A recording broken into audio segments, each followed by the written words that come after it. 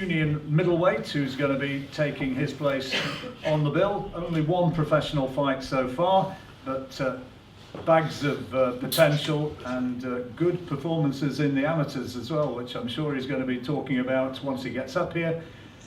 From Openshaw, Anthony Leckie. And alongside him, from Ellesmere Port, great mate of Paul Butler's, super welterweight, who's going to be fighting for a second time against Justin Menzies, against whom he had a technical draw on the Nordorf-Robbins bill not so long back, and he'll be on this bill in his 9th professional fight, Mason Cartwright.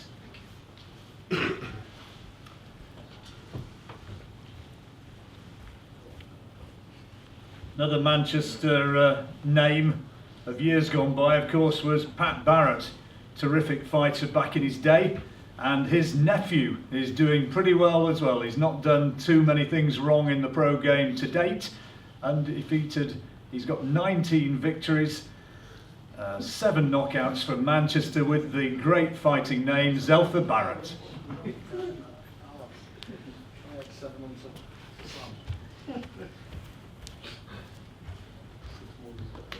And from the right-hand side, another good fighting name from the Manchester area, fighting out of Oldham, re-signing with Frank Warren, good prospect, undefeated in 13 fights, Mark Heffron.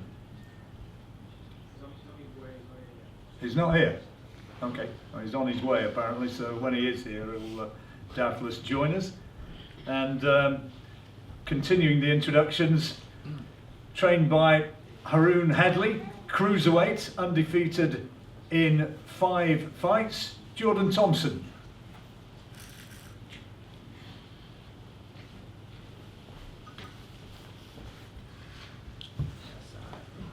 Cheers, Jordan. And alongside him, a fellow who did have his world title opportunity not so long back against Liam Smith, but now putting together a string of good wins, and he's going to be in what could be one of the best undercard contests on the bill. A 10-rounder against Rick Godding, whose one defeat in 25 fights was against Gary Corcoran, Jimmy Kelly.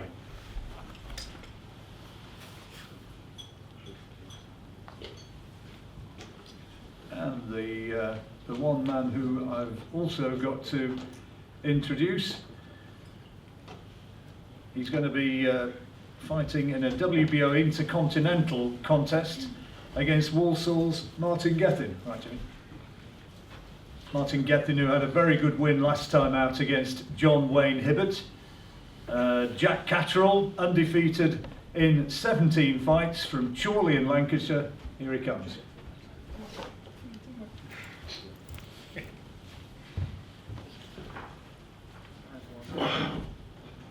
Okay, lovely. Right, well, I'll work along the lineup then. Start with Anthony at the end here. In your second pro fight, you had this excellent amateur record, and tell us about the people you beat as a kid before you reached senior status. Well, obviously I boxed good kids all the way through my career really as an amateur, and just a few names, like my last, before I went over to turn pro, my last fight was Tommy Langford on his own club show. That was a good win. Callum Smith in the NABC semi-final, that was a good win. I boxed Callum twice, so Anthony Fowler, big in the G, I think he's GB's captain. I think I was 15 when I boxed him though. I got beat off Tommy Coyle when I was 15. That was a good tear up though. So yeah, I've boxed people who are on the rather at the top or on the way up to the top, yeah. And how old are you now? I'm 26. So just the one pro fight, you kind of need to get on with it, don't you? Well, these next 12 months will show really. Well, if I get the fights I've been told I'm going to get, maybe next year I'll be on the level where these people are going to want to fight me again, because I've took the wins off them, you know what I mean? Plus I want to fight them again. I want what they've got really now. How good do you think you can be, Anthony? How far do you think you can go? To be honest, I wouldn't be in this if I don't achieve a world title. I've underachieved in my career. You know what I mean? When I was a young boy, I dreamed about world titles, and I'm going to get one. That's a promise.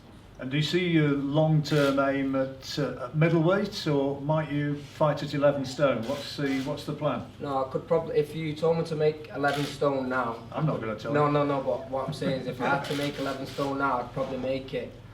Whereas I don't think I'm big enough for super middle, even though I'm probably strong enough for it. I see myself as a middleweight probably till the end of my career, yeah. And what do you see as your principal attributes? So would you see yourself as a banger or a more technical fighter?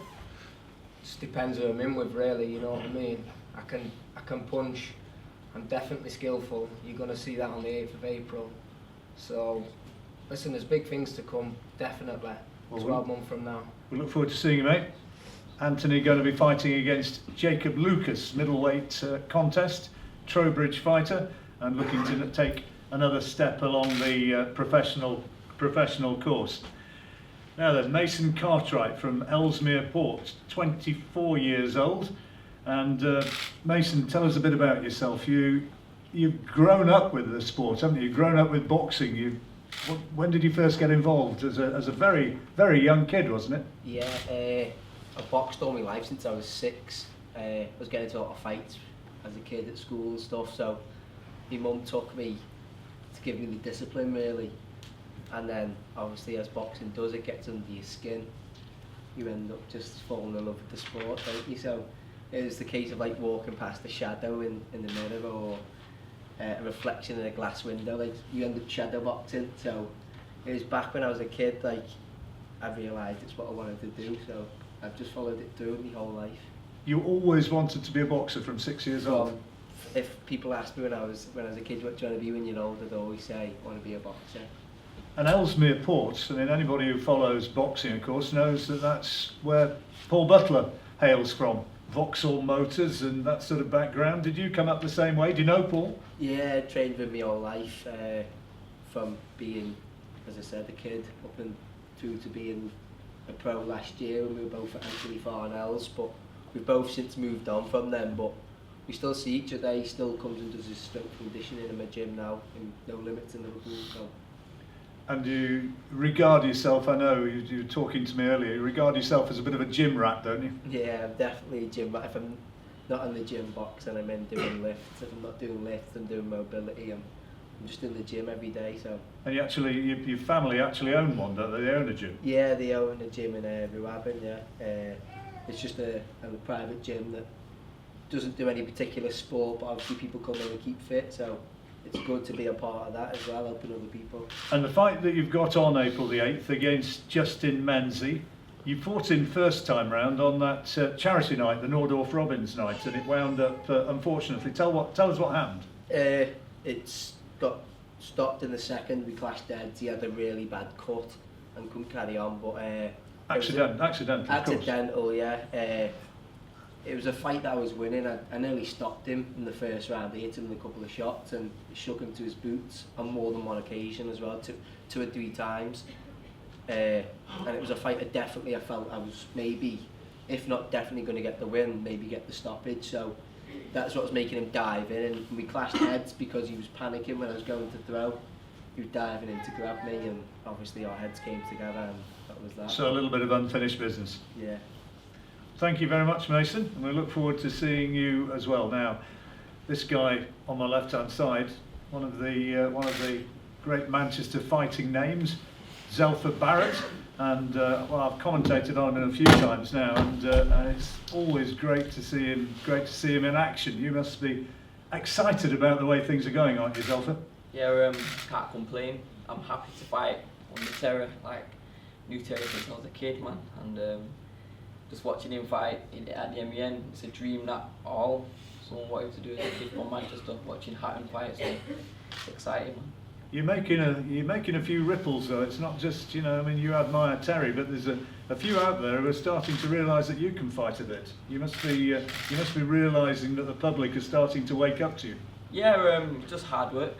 I just live in the gym. I eat, sleep, dream boxing. So it's just I believe it's the hard work, what I've been doing in the gym, it's just paying off. So other people are seeing that what I can do and what I'm capable of doing.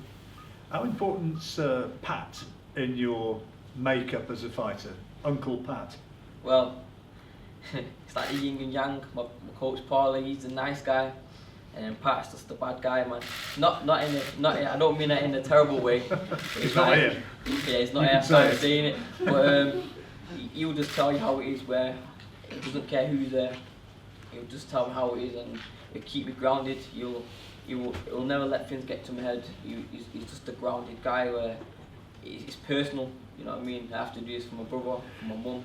It's not just a sport. It's my life. So I need someone like Pat and Paulie in my career to get where I need to be. Where do you think you can get? How far do you think you can go? Well, I believe I'll be a world champion. That's what the whole goal is to be. Like, obviously, there's other accomplishments you want to achieve, but the goal is to be a world champion.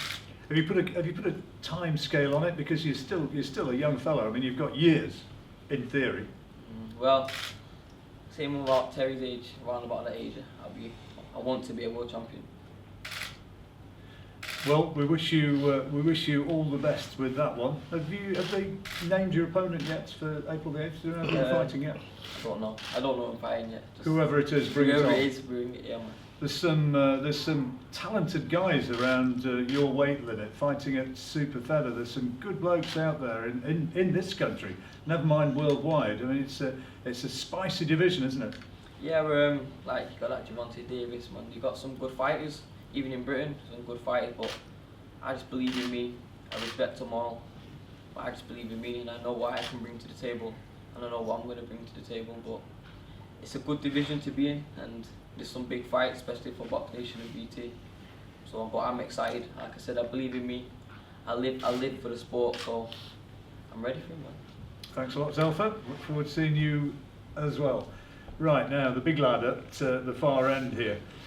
Cruiserweight, undefeated in 5.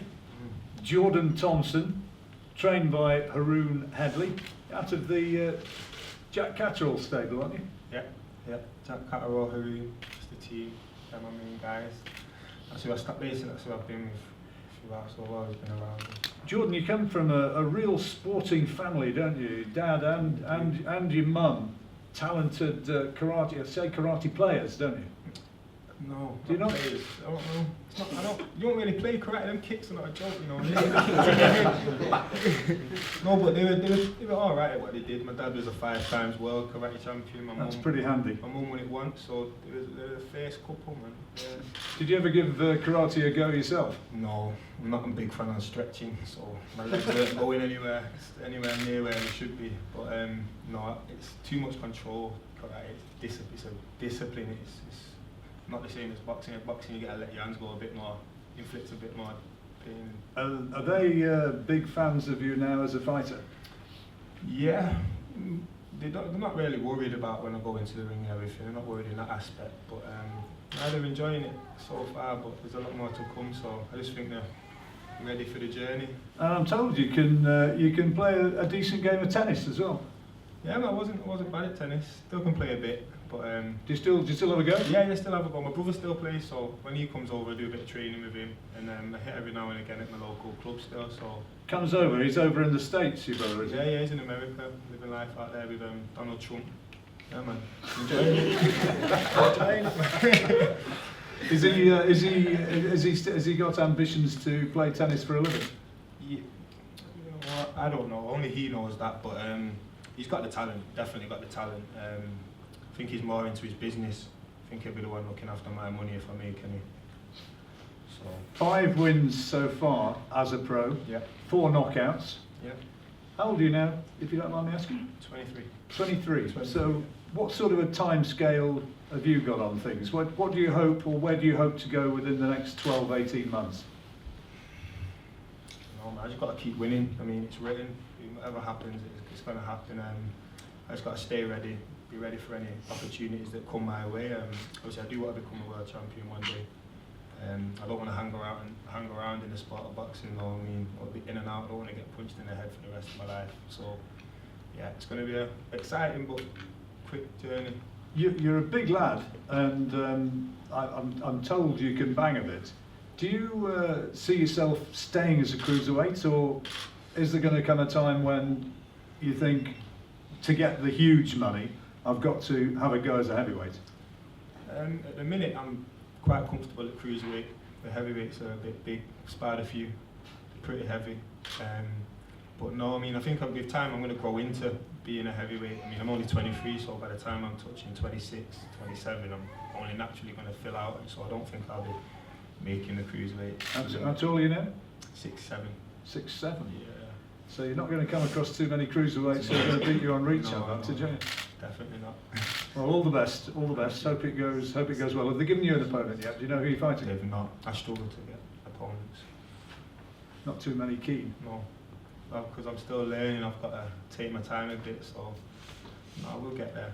We'll get there in the end. But no opponent confirmed as of yet. Okay, well, thank you very much for that. And that's Jordan Thompson, who's going to be fighting on the 8th of April. Next along, somebody who you'll probably all know anyway, Jimmy Kelly, super welterweight, who went in with Liam Smith. Now on the, is it fair to say it's a rebuilding trail? You've put together a series of decent wins now, Jimmy. Yeah, they're decent wins, but you know, I'm back in the big picture now, I think, and I'm looking forward to the opportunity again.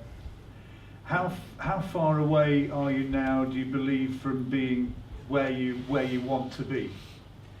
I think the next 18 months is going to be crucial. You know, I'm working hard with Lee in the gym, John in the gym. Everyone's pulling together. You know, people forget I'm still only 24. I fought for a world title when I was 22, so I still got years left to do my dream, to get where I want to get to.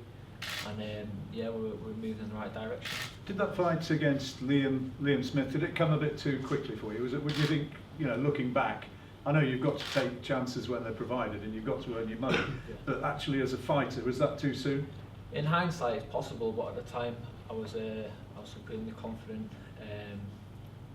But yeah, in hindsight, maybe. But you know, it's the best thing that's happened really. I've rebuilt myself. I've changed a lot of things, and we're just moving in the right direction now. And I'm confident when the time comes again that the result will be different. What are you trying to add to your game that you didn't have against Liam? Where are you trying to improve? I'll be looking to show it on the 8th of April. Keeping it to yourself. It's a good fight though. Jimmy's going to be fighting Rick Godding, Bolton lad, who's only got that one defeat against Gary Corcoran. I think a lot of people are expecting that of the undercard fights, this could be a really competitive one. Yeah, well, Frank's offers have promised a title on the fight, so we're just waiting for that to be locked down, so we'll add a bit more to the fight. So, yeah, from there, I think it will be. He's a good operator. He's been around for a long time. I remember when I first turned professional, I boxed on an undercard that he was on, and he had a lot of fights then. He's not been as active, but you know, we're not taking anything for granted. He's a good fighter. He's a solid operator, so we'll deal accordingly on the 8th of April. I was going to say, you obviously think you can take care of him. Absolutely, yeah. If I'm going where I want to be, where my destination, where I think I deserve to be, I should be beating the likes of Rick Godding, and if not, you know, I'll go work as a bricklayer or something like that. Okay, that's Jimmy Kelly, who's going to be fighting Rick Godding on the 8th, and just completing the lineup, a fellow who's undefeated in 17 fights. He's going to be fighting Martin Gethin, Jack Catterall. Jack, good to see you. And Martin Gethin coming into this fight against you on the back of one of his best wins for a while, isn't he? He's had a sort of an up and down career. He's always very game and got a great win against John Wayne Hibbert. Yeah, he had a great win last time out. I think Hibbert personally probably overlooked Martin. He thought he could run through him, but from watching Martin, I see his social media, he's always in the gym. He's a personal trainer, so I know he's going to be fit and ready. And what sort of a fight would you anticipate against him? I mean, I always said he's always game, isn't he? He always brings 100%. He's one of the sport's real triers, isn't he? Yeah, I've let Haroon do most of the studying, and I'll just stick to the game plan. But from what I've seen, he's a come forward fighter, and I think I've never really seen him back up. If he has been backed up, he's been beat, so he likes to keep coming forward. You've obviously got bags of skill. I mean, I've commentated on you numerous times with Barry Jones, and the lads have talked about you and given praise, also on occasion criticism. If you look at your own career at this stage, what do you still think you have to do which we've not really seen? Just like Terry said before, I think the tougher the fights get, that'll bring the best out of me, but every time I fight, I walk away from the fight and I'm the worst critic, so I always know that there's room for improvement, and I think the better the opposition, the better you'll see me. And clearly you must believe that, like the others are saying, you must believe that you can go all the way, and I guess as WBO Intercontinental Champion, you're closer to a world title shot than some of the others. You've got a high ranking. It could happen really quite soon. Yeah, definitely. I wouldn't be in the sport of boxing if I didn't believe I could go all the way. And then you've only got to be around this card here. We've got Liam, Terry, a lot of great fighters from Manchester, so it gives you that extra drive to achieve your dreams. It is going to be a brilliant night and a great atmosphere. How much are you looking forward to walking out in front of the crowd and being a part of it all? Really looking forward to it. I think with the alliance with BT, we get a whole new audience watching now. I've got a really good fight with Martin Gethin, so it's a fight I can get my teeth into and knuckle down in training and show everybody what I'm capable of. Brilliant. Okay, well, thank you very much. Thank you very much indeed for that, and hope it goes well. One star, or two star names, I guess we've not spoken about, Liam Smith and Liam Williams. That's on the bill as well. We've had a couple of press conferences concentrating on that through the week, and that's going to be a wonderful fight, I'm sure, which is the principal support to the world title fight that we've been talking about here today. Zolani Tete in action as well. Paul Butler will tell you what a good fighter Zolani is, one of the avoided men of world boxing. Great talent, and I'm sure he's going to make it as ever one of those South African sort of celebrations when he makes his way out to the ring. And let's not forget as well, making her professional debut, the double Olympic champion Nicola Adams, which is going to bring huge publicity and hopefully for her the first step on the way to a world title. Well, these are the undercard guys. Hope you've enjoyed hearing a bit about them, and they're available to have a chat to you if required, and plenty of time now for whatever one-to-ones you wish to do. Thank you very much. Thank you. Thanks, guys. Thank you.